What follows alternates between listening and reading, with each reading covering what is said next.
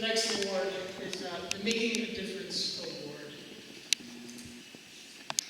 Austin was a soccer player, the oldest of 3 goalkeeping brothers, artistic. Julie was a field hockey player, a class officer, and a class leader, also creative. They seemed the couple most likely to succeed at whatever they wanted to. And they did, no, not in the way some might have expected. Not the art career at Pixar for Austin, for which a certain art teacher has gradually forgiven him. Not the college track and eventual teacher or lawyer or whatever she wanted to do for Julie. Stayed in the area where they were family business, and being very successful at it. And then life put her through new definitions of success and created new ways to use her gifts and abilities.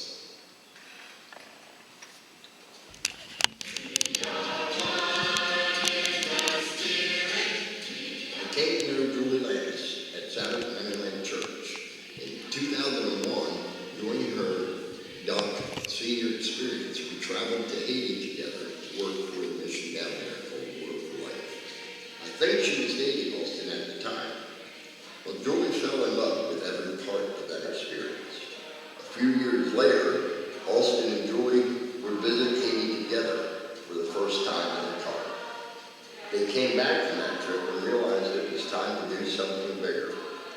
That's when Austin and Julie came up with the concept of their first nonprofit, Make It Rain, and their trips to Haiti eventually became more regular. They helped to build a compound for Water for Life. Austin lined up plumbers, electricians, and traveled to Haiti with Julie to spearhead the building project. In 2010, after the Haitian earthquake, they visited a village called Cody Fair, which had completely collapsed. The village had no drinking water, no water for irrigation. Through Make It Rain, Austin bought a solar pump for a well that now serves 24 families with precious water to irrigate their crops, provide food and fresh water for the entire village. On another trip, they visited a school that Water for Life operated in Haiti, and they noticed that the school didn't have a playground. We found a $14,000 playground sitting in a storage at another church in Saturday. They said we could have it. Austin found a way to get it into a container headed to Haiti. And then he coordinated a team to go to Haiti and assemble the playground. I can still see Julie after the playground was assembled.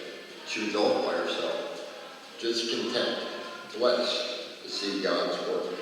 I'm thankful for that opportunity to serve as it did.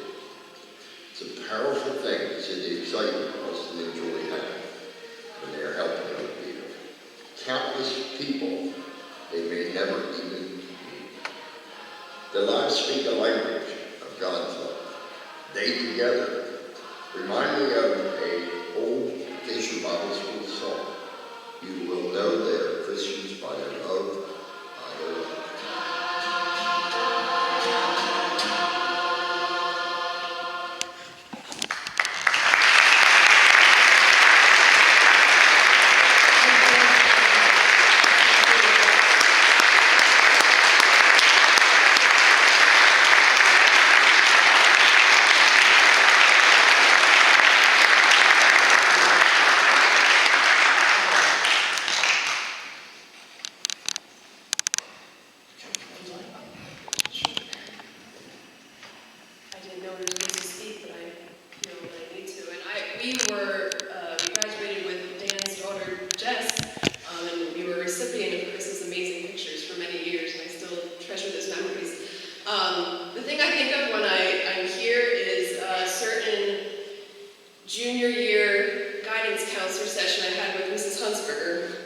Where she told me that I needed to break up with a certain boyfriend of mine and get myself to Mennonite college.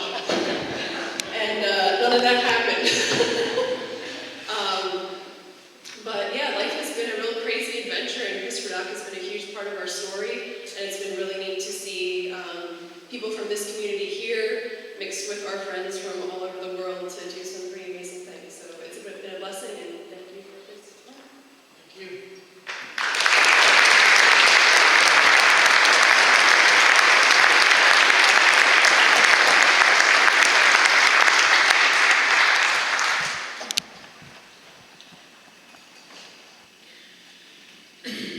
We would ask that all coaches present please stand to be recognized at this time. All coaches at any time.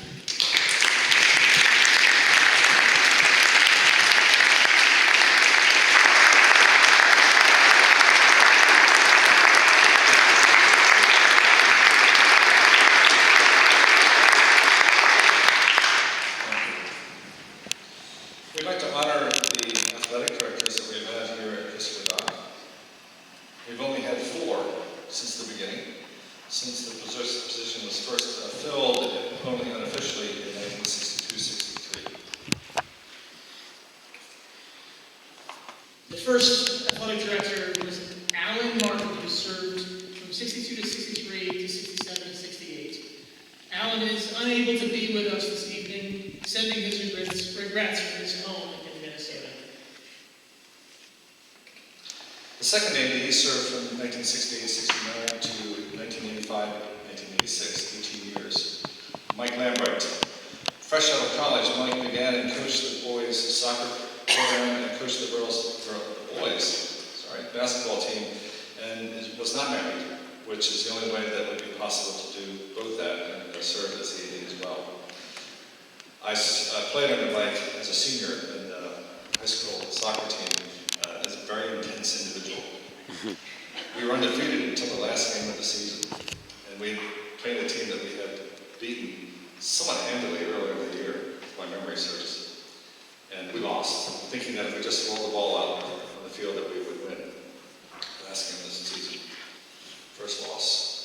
I never went into the locker room. Didn't want to face this man over here. He has melodies. Mike took a sabbatical in 1978-79 and Wade Zook served as AD that year. The fourth AD was, and still is, Tim East, who beginning in 1986-87 still serves as Doc's athletic director for 32nd year. I have looked up to Tim, both literally and figuratively, for a long time. He was a couple years ahead of me at Doc and at EMC, a big man on campus, star basketball player, but I appreciated that he never seemed to carry himself that way. And as I've gotten to know him and now call him a friend, I've also appreciated in new ways for his love of sports, not just for the competition, but for all the ways of life and living that he can teach, for his enjoyment of and desire to connect all life, mind, body, and spirit, and his willingness to share his journey with others. Tim was recently named the 2017 PA Region 1 Athletic Director of the Year, and his presentation mentioned the growth of Doc's athletic program, the Booster Club, Doc's new facilities, all of which happen under Tim's care. For me, one of the most enduring aspects of Tim's legacy as AD here at Doc are the banners in the gym. Not only the ones honoring the team's success, but the ones honoring Doc's sportsmanship awards. I think there are 8 of them. There are different ways to measure success, and under Tim's leadership includes how you play the game, reflecting his emphasis on the whole person. And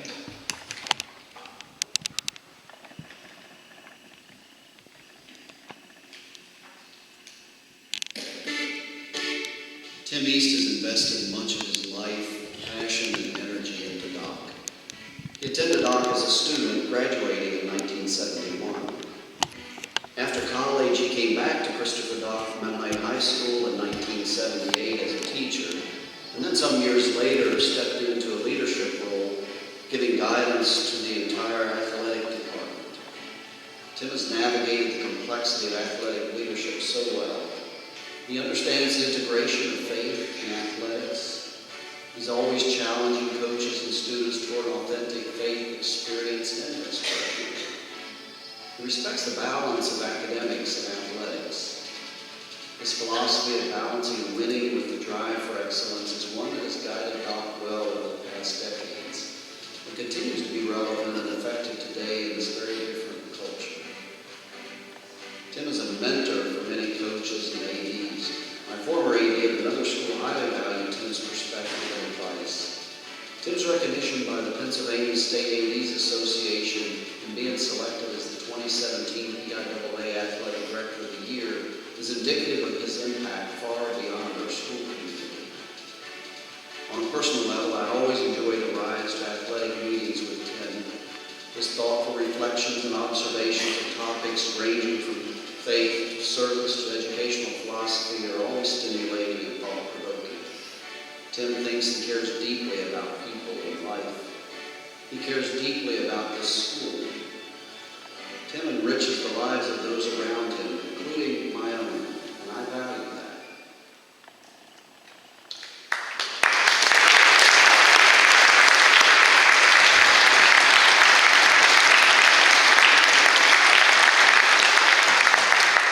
Thank you, Tim and Mike, for your years of service. Well, thank you for joining us this evening.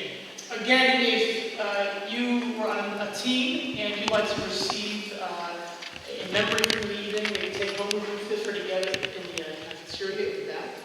And we just want to say a special thanks to the planning committee, to Cody Palace and Jay Ruth of Branch Valley Productions for helping us put this together, as well as Bob Ruth as well. Thanks for joining Coffin. Thanks for coming out. Have a great night.